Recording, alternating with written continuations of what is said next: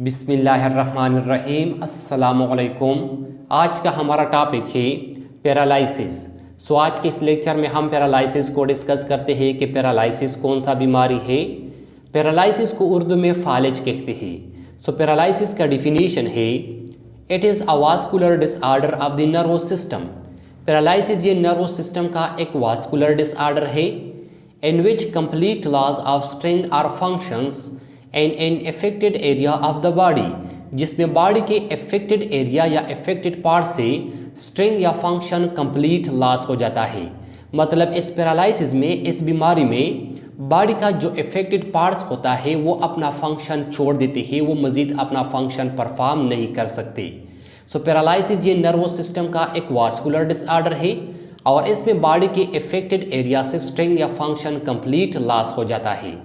Nervous system का वो vascular disorder जिसमें बॉडी के अफेक्टेड एरिया या अफेक्टेड पार्ट से स्ट्रेंथ या फंक्शन कंप्लीट लॉस हो जाता है।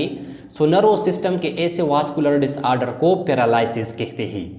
अब स्टूडेंट्स, पैरालिसिस में बॉडी का जो अफेक्टेड पार्ट्स होता है, चाहे वो हाथ हो, चाहे वो पाँव हो, चाहे वो बॉडी का आधा साइड हो, चाहे वो मुकम्मल बॉडी हो, इसका जो स्ट्रेंथ होता है या इसका जो फंक्शन होता है वो इससे जो है ना कंप्लीट लॉस हो जाता है, वो इससे जो है ना मुकम्मल ज़ाया हो जाता है। मतलब फिर जो है ना बॉडी का जो अफेक्टेड पार्ट्स होता है वो जो है ना मज़ीद अपना फंक्शन परफॉर्म नहीं कर सकता। इसके साथ स्टूडेंट्स, डिफिनीशन में हमने ये पढ़ लिया कि पैरालिसिस ये जो है ना नर्वस सिस्टम का एक वास्कुलर डिसऑर्डर है। अब पैरालिसिस ये नर्वस सिस्टम का एक वास्कुलर डिसऑर्डर किस तरह है, इसको जो है ना हम इस स्ट्रक्चर के ज़रिए समझते हैं। स्टूडेंट्स, ये जो स्ट्रक्चर है, फॉर एग्जांपल ये जो है ना हमारे पास ब्रेन के एक पार्ट का स्ट्रक्चर है। मतलब ये जो है ना पार्ट ऑफ ब्रेन है और ब्रेन के इस पार्ट को जो है ना ये एक ब्लड वेसल्स आ गया है। ये जो है ना ब्लड वेसल का स्ट्रक्चर है और ब्रेन के इस पार्ट को जो है ना इस ब्लड वेसल्स के ज़रिए ब्लड आता है और ये ब्लड ब्रेन के इस पार्ट में यहाँ पर जो न्यूरॉन सेल्स मौजूद होती है उस न्यूरॉन सेल्स को जो है ना ऑक्सीजन और फूड प्रोवाइड करता है। अब स्टूडेंट्स, बाज़ दौरान ऐसा हो जाता है कि ये जो ब्लड वेसल्स होता है इस ब्लड वेसल में जो है ना ब्लड क्लॉटिंग हो जाता है। मतलब ये जो ब्लड वेसल्स होता है ये जो है ना बंद हो जाता है। जब इस ब्लड वेसल्स में ब्लड क्लॉटिंग हो जाता है और ये ब्लड वेसल जो है ना ये बंद हो जाता है, फिर ब्रेन के इस पार्ट में जो है ना स्टूडेंट्स ब्लड नहीं आता। जब ब्रेन के इस पार्ट में ब्लड नहीं आता तो यहाँ पर जो न्यूरॉन सेल्स होते हैं वो न्यूरॉन सेल जो है ना वो ऑक्सीजन और फूड की कमी की वजह से जो है ना डैमेज हो जाते हैं, वो जो है ना मर जाते हैं। जब यहाँ पर जो है ना ये न्यूरॉन सेल डैमेज हो जाते हैं, न्यूरॉन सेल जो है ना वो ऑक्सीजन और फूड की कमी की वजह से मर जाते हैं, ब्रेन का ये जो पार्ट होता है, ब्रेन का ये मुकम्मल पार्ट जो है ना स्टूडेंट्स वो डैमेज हो जाता है।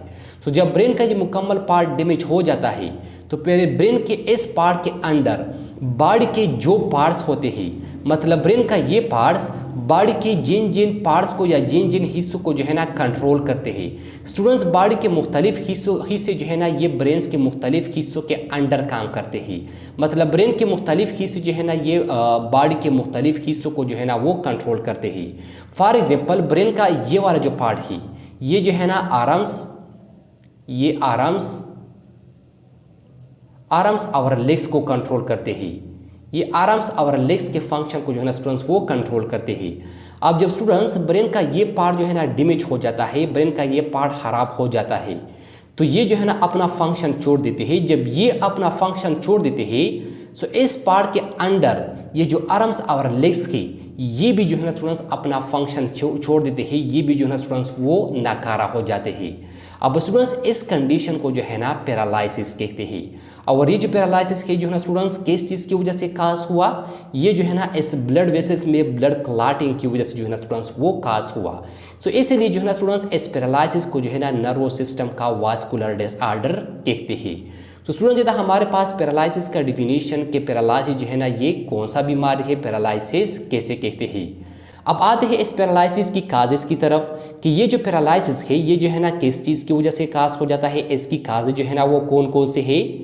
इसका जो है ना पहला काज है blood clotting inside the blood vessels of the brain. Student, जब ब्रेन के ब्लड वेसल में जो है ना ब्लड क्लॉटिंग हो जाता है इसकी वजह से जो है ना पैरालिसिस का अमल हो जाता है।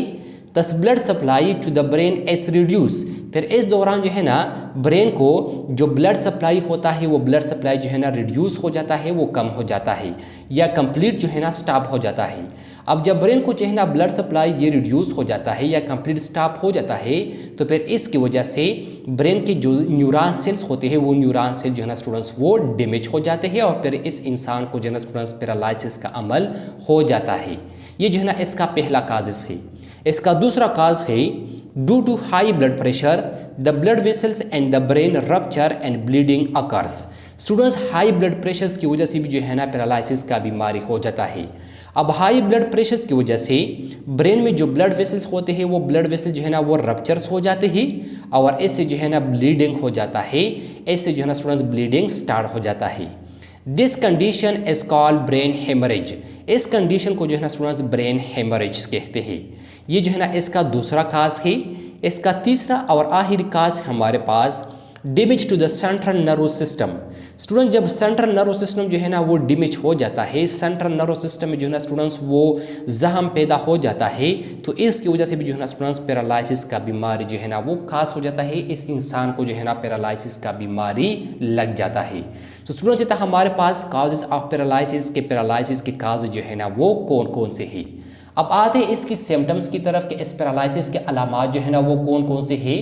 तो इसका पहला सिम्टम है the affected area of the body becomes senseless. Students body का ये जो इफेक्टेड एरिया होता है या ये जो इफेक्टेड पार्ट्स होता है वो जो है ना सेंसलेस हो जाता है, मतलब उनसे जो है ना स्टूडेंट्स सेंसिटिविटी ये ख़त्म हो जाता है।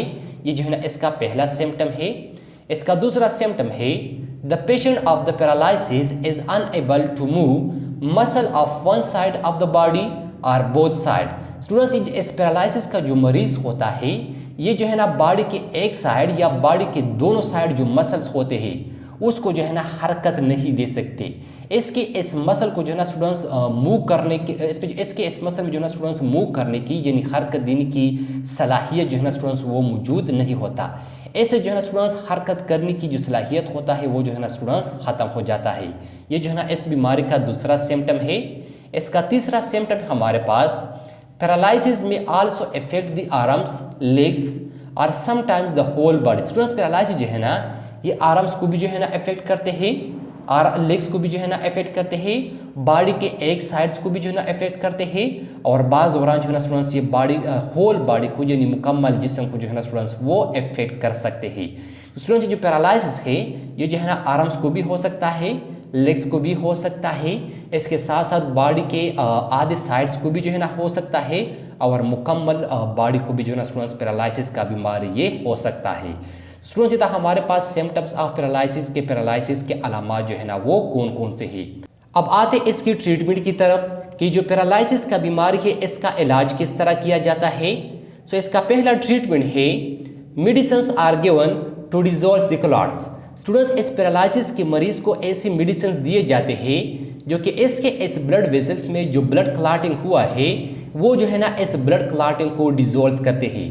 तो जब इसके इस ब्लड वेसल्स में ये ब्लड क्लॉटिंग जो है ना डिसॉल्व हो जाता है तो ये ब्लड वेसल जो है ना ओपन हो जाता है और फिर इस ब्लड वेसल्स के ज़रिए ब्रेन के इस पार्ट को जो है ना ब्लड का सप्लाई जो है ना वो स्टार्ट हो जाता है और ब्रेन के इस पार्ट में जो न्यूरॉन सेल्स होती है इस न्यूरॉन सेल को जो है ना इस ब्लड के ज़रिए जो है ना ऑक्सीजन और फूड मिल जाता है। और अगर ये न्यूरॉन सेल जो है ना ये परमानेंटली डैमेज ना हो गए हो तो फिर ये न्यूरॉन सेल जो है ना ये आहिस्ता आहिस्ता अपने फंक्शन को जो है ना स्टूडेंट्स वो रिस्टोर करते हैं। ये जो है ना स्टूडेंट्स इस पैरालिसिस का पहला ट्रीटमेंट है।